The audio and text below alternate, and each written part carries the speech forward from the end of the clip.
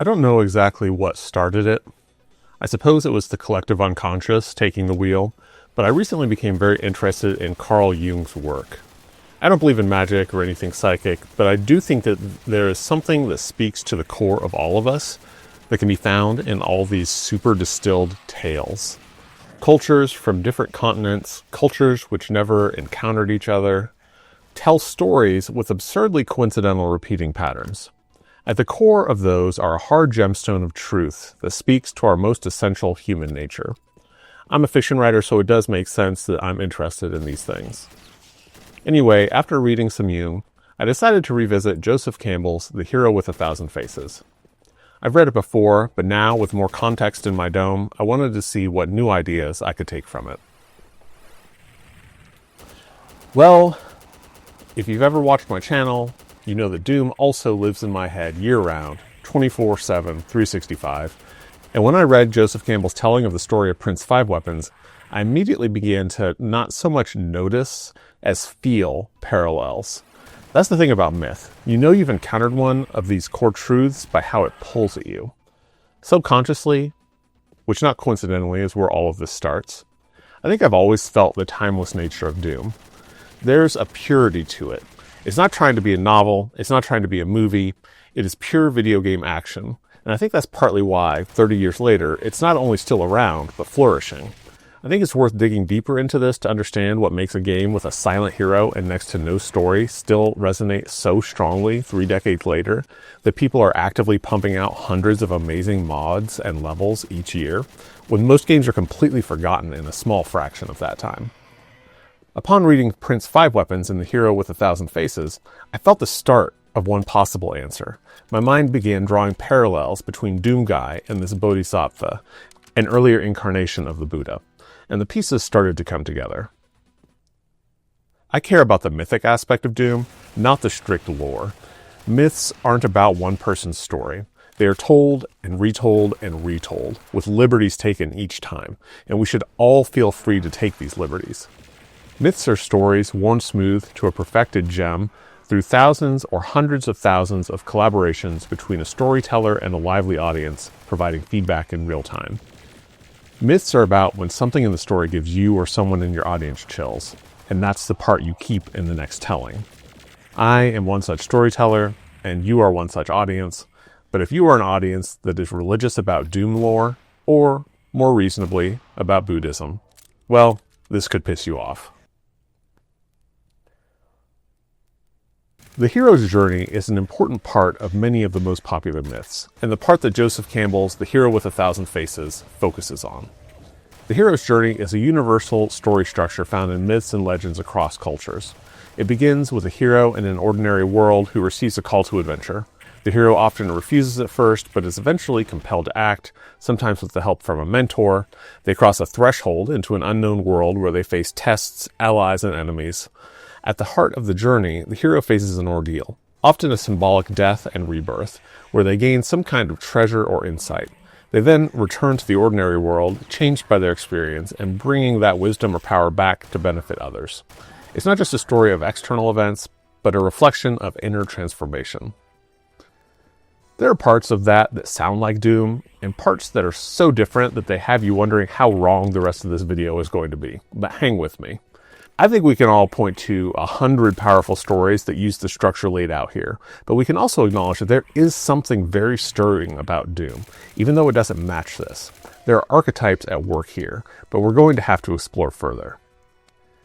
Myths aren't invented by individuals, they're discovered, because they express the already existing inner architecture of the human psyche with stories containing recurring images and roles that reflect deep psychological truths.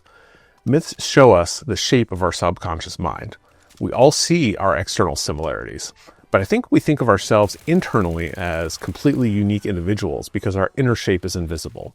Being invisible and having the misconception that we're in total control of our minds, we think the shape is amorphous, whatever we need at the moment. But like the way our physical bodies have evolved into a specific shape, so have our minds.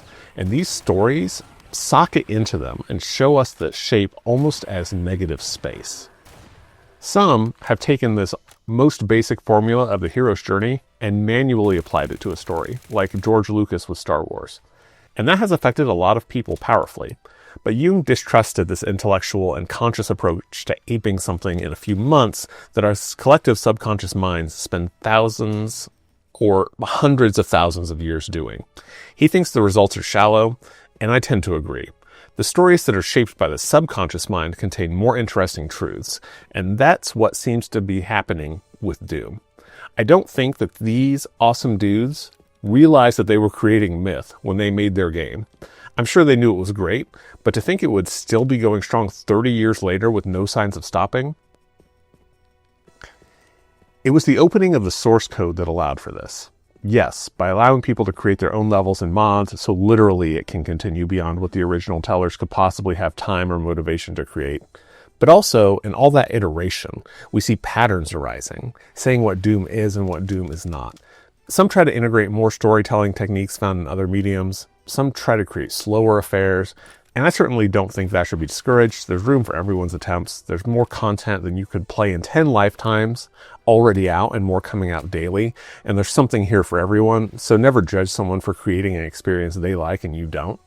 But the things that keep arising are a story laid out by one-page intro that has so little import that the joke intros saying as much have become as common as not, followed by a grim, level-by-level descent of one man into the depths of hell. One of the most ancient and recurring patterns in myth, religion, literature, and even modern media is a descent into the underworld. In Greek, this is known as Katabasis, which translates literally into going down. It appears in the hero's journey as the darkest and most transformative phase, often known as the ordeal or abyss. This is where the hero enters the underworld, literally or metaphorically, to face death, loss, or some form of annihilation. Whatever happens to him, the general rule is that he won't emerge unchanged. He is driven down by a motivation powerful enough to make him purposefully enter hell. What he actually returns with is a sacred insight. Maybe he gains the answer or object he was looking for, but often it's something greater than he could have expected, because before the experience of the descent, his soul wasn't developed enough to even know what to ask for. What this means is that the underworld isn't just a place of horror. Yes, it's a tomb, but it's also a womb. It represents the unconscious, a place of shadow, trauma, and repressed potential. This is the world beneath the ego, where identity dissolves and something truer can emerge. Death and rebirth, where the old self dies so the new self can be born. Confrontation with ultimate truths, pain, mortality, insignificance, eternity. It is terrifying because it strips away every preconceived notion the hero entered with. But after the terror comes the sacred. As stated earlier, the world of myth is crammed with examples of this kind of hero's journey. In the Odyssey, Odysseus must travel to Hades to speak to the blind Theban prophet Tiresias. He never would have made it home to Ithaca had he not made the descent and received the advice about the perils that await him. In the Aeneid, Aeneas must travel to the underworld to receive wisdom from his father, which allows him to fulfill his destiny to create a new homeland for the Trojans. In the Inferno, Dante is guided through hell by Virgil, leading to a moral awakening and transformation. In the Epic of Gilgamesh, the world's oldest known literature, Gilgamesh spends the second half descending into the underworld, trying to discover the secret of eternal life to save his best bro, Enkidu. So yeah, some very heavy hitters involve Katabasis, or the descent into the land of the dead. In Jungian terms, this descent is the journey beneath the surface of the conscious to confront the shadow. It's only by facing what we fear or repress that we can integrate and grow. And while you can certainly find examples in modern fiction, few are as pure a descent as Doom. In fact, Doomguy's descent is even more pure than the previously named myths, and his heroic journey is therefore significantly different. His descent is stripped of poetry and ceremony. It's raw, industrial, apocalyptic. Doomguy doesn't enter hell driven by love or a desire for essential knowledge despite the monsters. He enters hell because that's where the monsters are. Katabasis is typically about descending into the underworld and then returning changed. Certainly, Doom 1 and 2 follow this pattern in its most essential form, but at the end of Doom 64, the tale takes a very interesting turn, and what I realized is that it was this difference that brought Doom to mind as I again read Prince 5 Weapons. Maybe you've never heard of Prince Five Weapons. In one of the Buddha's earlier incarnations, he was born as a warrior named Prince Five Weapons, a Bodhisattva, meaning he'd attained certain perfections but is still on the path to enlightenment. Trained in every form of combat, Prince Five Weapons sets out from his teacher's school armed with 5 master-crafted weapons. On the road home, he enters a forest, despite warnings of a terrible ogre named Sticky Hair. When the prince meets the ogre, he fires 50 poisoned arrows at it, which all get stuck in its hair and then fall away, having done no damage. Okay, now it's personal, and the prince strikes with each of his 5 weapons one by one. Similarly, they all get stuck to the ogre's matted hair, doing no damage. You'd say, okay, maybe it's time to rethink this plan. But Prince Five Weapons isn't worried even a little bit, and says, Master Ogre, you have never heard of me before. I am Prince Five Weapons. When I entered this forest infested by you, I took no account of bows and such like weapons. When I entered this forest, I took account only of myself. Now I am going to beat you and pound you into powder and dust. Beat and pound. What does that remind me of? Anyway, in a scene reminiscent of Briar Rabbit and the Tar Baby, Prince Five Weapons strikes the ogre with each fist, which both stick. Then kick him with each foot, which again, predictably, both stick. It has a great rhythm to it. Like the best myths and fables, it's a rhythm your soul responds to, even though it's not at all efficient storytelling. Maybe at this point, you'd think Prince Five Weapons would be done. Call it a draw. But remember, this is the character that made me think Doomslayer. So of course, he assesses the situation logically and says, I will beat you with my head and pound you into powder and dust. Beat and pound until the ogre is done. What does that... But of course that sticks too. And now he's glued face to face to the ogre, and the ogre is looking into the prince's eyes, seeing no fear, and he thinks, how is this puny human so fierce? And he asks, Youth, why are you not afraid? Why are you not terrified with the fear of death? The prince's 5 weapons were symbols of worldly skill, intellect, and ego confidence. His 5 limbs were the 5 senses. All lead to attachment to the material world, sticking just as his weapons and limbs stuck to the ogre. While he used these weapons, inside of himself, Prince Five Weapons holds the true weapon, a lightning bolt of awareness of truth beyond the material world. He tells the ogre as much, and that if the ogre takes so much as a single bite of him, it would disintegrate him, just as awareness disintegrates entanglements to the physical world. This revelation terrifies the ogre, because he knows it's true. The prince's calm and insight transform the monster. No longer a predator, the ogre becomes self-denying and, in mythic terms, divine, a spirit of the forest now worthy of offerings. Symbolically, the ogre is the world of appearances and entanglement. The prince's outer weapons fail, but the inner one, transcendent knowledge, frees him. His knowledge of who he truly is transforms the battlefield into a place of awakening. This theme then immediately brought to my mind the Bhagavad Gita. The hero is on a battlefield but doesn't know how to act, or if he even should. He doesn't want to kill. He doesn't want to die. And isn't all this fighting over the external world, all this attachment, just disgusting to the gods? Shouldn't he become as motionless as a monk? His chariot driver, Krishna, teaches him that Dharma is to act without attachment, to own the work, but not the fruits of the work. Arjuna's fears then die when he accepts the battle itself as his sacred duty. Prince Five Weapons, though, entered his story already relentless, fearless, selfless, and proving himself through action rather than words. Who does that remind you of? Like Prince Five Weapons, Doomguy is introduced to us already trained, already awakened. We don't witness his education. We meet him the moment he sets out into the metaphorical forest. He is a warrior fully formed, charging straight towards hell, the domain of demons, of death, and of inner darkness. Doomguy has an arsenal, and it's more effective against his foes than Prince Five Weapons, to be sure. But the deeper he descends, the stronger his weapons must grow to keep up. And yet, though he slays demons by the hundreds and the thousands, hell keeps confidently throwing more and more at him, knowing that a human will tire, will despair, and will eventually fall. Like the ogre shaking off the poisoned arrows, hell laughs at the small man charging straight into its open maw with a shotgun. But just like the ogre, Hell's laugh doesn't last. With each attack of his weapons and limbs, Doomguy draws closer, binding himself to Hell. In each story, the message is the same. No matter how many weapons you wield, they will eventually fail against the overwhelming force of what's external to you, unless you also carry the inner weapon, the divine thunderbolt of knowledge. For the prince, this is spiritual truth. For Doomguy, it is the clarity of his dharma, the utter rejection of corruption and the refusal to break, even when literally consumed by the abyss. And in each story, once this inner power is revealed, the hero doesn't change. Rather, the world itself changes. The ogre becomes a spirit of the forest, and Hell fears the newly crowned Doomslayer and reforms with him at its core.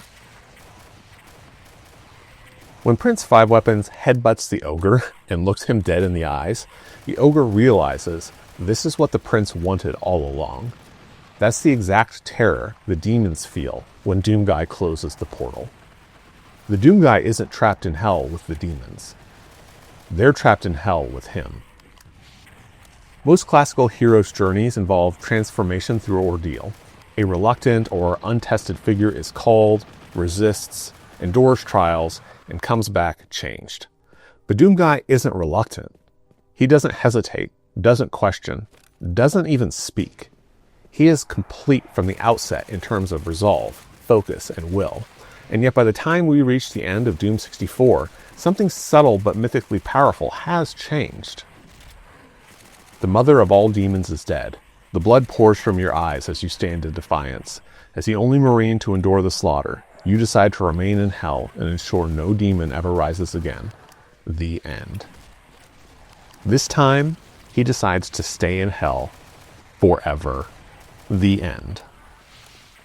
I had to think about what this meant, and I'm not 100% sure I got it right, but here's my attempt to explain why this is so mythically powerful while not matching the traditional hero's journey. His journey is not to transform the self, but to make the self permanent.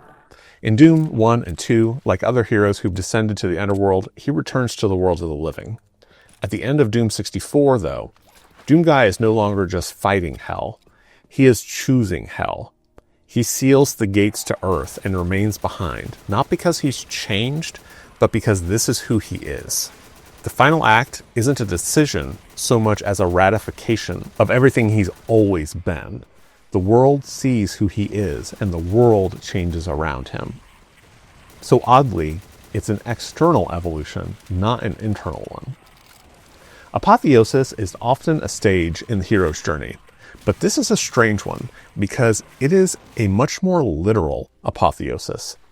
The hero is deified from Doomguy into Doomslayer, and a religion of fear begins around him. Here, the hero becomes what they always were in essence, but with everything else stripped away.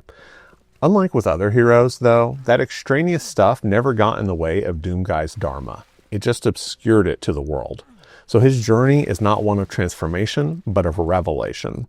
Doomguy doesn't change into a savior. He was always the wrathful guardian, but now he is enthroned in that role, sealed into it for eternity. Like Prince Five Weapons, the Doomslayer gives his truth to the enemy. Yet he doesn't explain or philosophize. He reveals it through his unrelenting action. For Five Weapons, the truth is spiritual detachment. You cannot harm me because I do not cling to anything, not even this body. But the Doomslayer's truth is different. It is pure wrath. Not blind rage, but a transcendent surgical fury. Ironically, it leads to the same place, the destruction of the ego. In the face of evil, Five Weapons dissolves the self and becomes invulnerable. The Doomslayer burns the self until only function remains.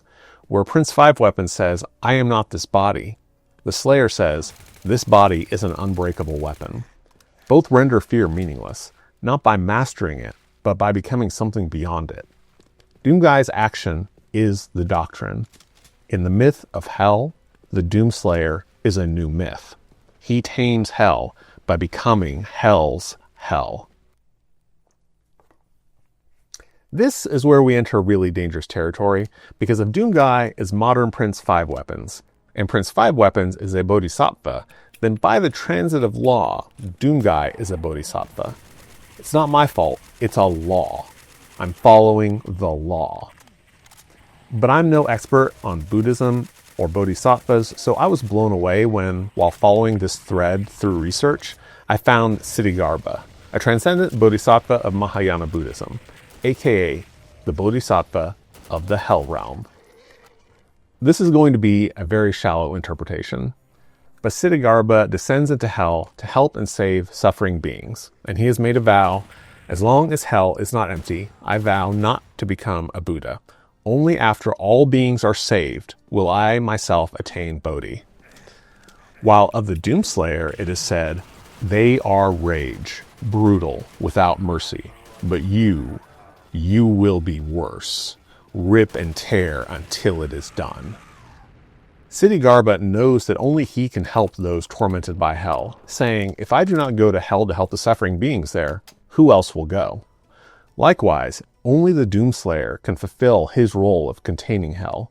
But unlike Ksitigarbha, I would say he doesn't look 1 second beyond that, not after what he experienced in the first trilogy of games.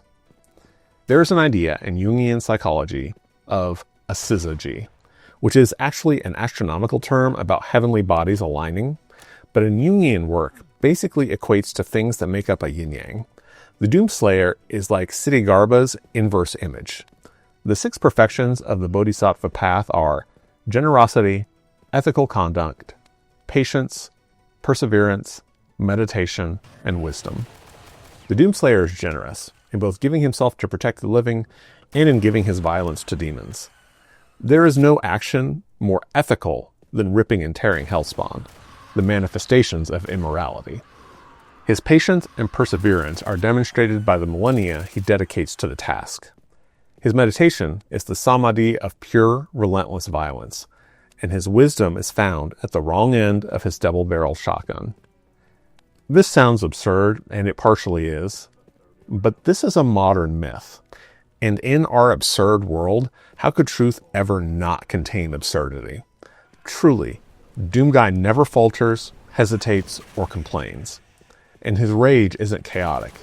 It's disciplined fire. Unlike Achilles' wrath, which leads to his downfall, it is always just, always harnessed to do good. It is dharma, sacred effort beyond emotion or attachment. The demons possess egoic rage. Doomguy's ego has dissolved, leaving behind sacred fury. Yeah, so I think I made a convincing case here for something that on the surface sounds pretty silly. Doom persists because it hits us in a deep archetypical space, one that is both simple and complex, one that is both ancient and very modernized. After passing through so many hundreds of modders, the smooth, gem-like core of the tale has been exposed, and it slots so well into our souls that some of us play this 30-year-old game almost daily. So that's the end, right? That's the end of this 43-hour-long video. There's another level deeper we can go in our own Katabasis, our own descent into mythic madness. Yeah, I guess there is, isn't there? Because while Doom is myth, it's playable myth. That's different from an oral or written story. It not only changes with each telling, you change it with each telling, and not only afterward. You participate in it. You are the hero. It seems that when people want to make a serious artistic work with a serious message in a video game, they often turn instead to other, more established mediums, like novels and movies, and actually make one of those two, then break it up, cramming and jamming handfuls of it between gameplay. You play the game, you come to a whiplash-inducing stop, watch a piece of movie where you are no longer the hero, and then get on with the game. In Doom, the message is perfectly transmitted by the medium, because Doomguy has transcended through pure, relentless action. When you play Doom, you come to a difficult part and you smash each fist into it, then each foot into it, and then watch the demon's smirk dissolve as you prepare to use your head to pound it into powder and dust. The ego dissolves in a samadhi of relentless violence, and each jibbed demon becomes one sacred mala bead in our prayer. In an age where we are starved from myth and meaning, where our attention spans have been too destroyed to hold these things even if we do find them, Doom presents us with this perfect fusion. Looking at it from the outside, the roaring weapons, splashing gore, flying jibs, and hellish imagery look like nihilism. Over the decades, a million distressed, hand-wringing mothers have certainly thought so. But Doom is the battlefield as a place of awakening. Doom isn't nihilism at all. Rather, it gives us the opportunity to test ourselves, to bash over and over against the challenge until it breaks, because we won't. Remember, myths aren't made. They're uncovered, one bit at a time, over thousands of iterations. And that's what Doom gives us. Thousands of deaths, each one a hammer slamming us down upon the anvil of 1,000 map wads, forging us into who we truly are.